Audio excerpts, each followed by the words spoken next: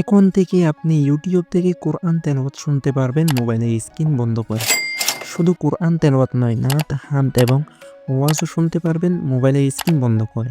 হয়তো কথাটি শুনে অনেকে বলছেন, ভাই এটা আবার কীভাবে সম্ভব? অবশ্যই সম্ভব ভাই। চলুন কীভাবে করবেন আমি আপনাদেরকে দেখিয়ে দিচ্ছি। দেখুন আমি ইউটিউবে চলে এসেছি। তারপর দেখুন আমি কোরআন তেলাওয়াত চালু করেছি। তারপর আমার স্ক্রিনটাকে বন্ধ করে দিয়েছি। বন্ধ করে দেওয়ার পরও দেখবেন আমার স্ক্রিনে কোরআন তেলাওয়াত চলছে।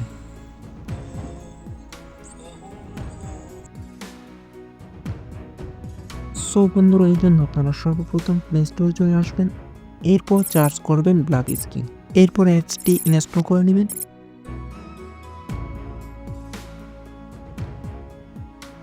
ইনস্টল হয়ে যাওয়ার পর ওপেন করে নেবেন।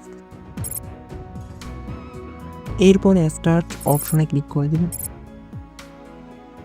স্টার্ট অপশনে ক্লিক করার পর গিভ পারমিশন এখানে একটা ক্লিক করে দিবেন।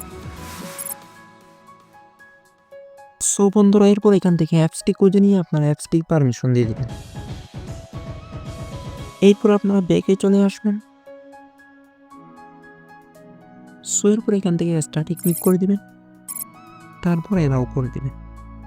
এরপর ইউটিউবে চলে আসবেন এবং কোরআন তেলাওয়াত ওপেন করে দিবেন।